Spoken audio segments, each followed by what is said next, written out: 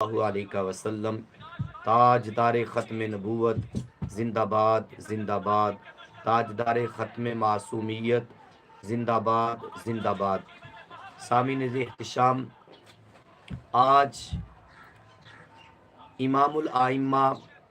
سراج الائمہ، کشف الغمہ،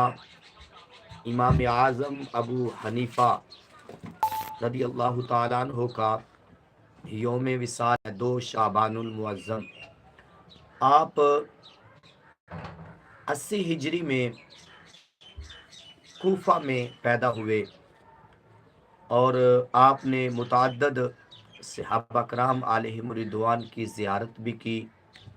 اور خیر القرون میں آپ دنیا میں تشریف لائے، اور آپ کے لیے حضرت سیدنا ابو ہریرہ رضی اللہ تعالیٰ عنہ سے ایک حدیث مبارکہ مروی ہے۔ ایک دن ہمارے آقا صلی اللہ تعالیٰ علیہ وسلم حضرت سیدنا سلمان فارسی رضی اللہ تعالیٰ عنہ کو دیکھ کے فرمانے لگے کہ فارس میں ایک بندہ،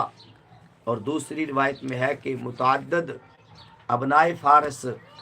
ہیں، کہ اگر علم سریا پہ بھی ہوا تو وہ وہاں سے بھی لے آئیں گے۔ اور بعد میں سلف صالحین، ائمہ محدثین رحمہ اللہ تعالی، آپ فرماتے ہیں کہ یہ حدیث مبارکہ حضرت سیدنا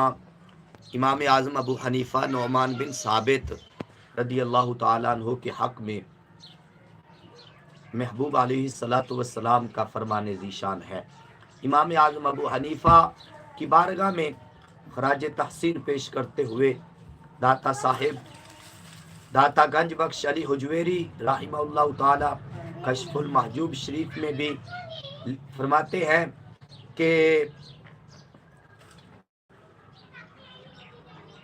پیشوائے سنیاں، فرماتے ہیں کہ امام اعظم ابو حنیفہ سنیوں کے پیشوا ہیں، سنیوں کے امام ہیں، اور امام اعظم ابو حنیفہ کو ہر صدی کے محدث نے،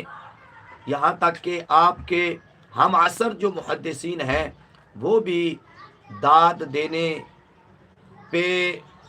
مجبور ہوئے، آپ کے علم پہ بھی داد دی، آپ کی فقہ پہ بھی داد دی، اور آپ کو ہر دور کے محدثین نے خراج تحسین پیش کیا ہے۔ میری دعا ہے رب ذوالجلال امام اعظم ابو حنیفہ رضی اللہ تعالیٰ عنہ کی مرقد پر انوار پہ مزید انوار و تجلیات کا نزول فرمائے، اور آپ کی جو فقہ حنفی آج پوری دنیا میں تقریباً 80% سے زائد لوگ اپنا رہے ہیں اور اس پہ عمل کر رہے ہیں،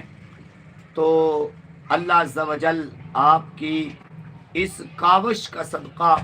اور آپ کی ان محنتوں کا صدقہ ہمیں بھی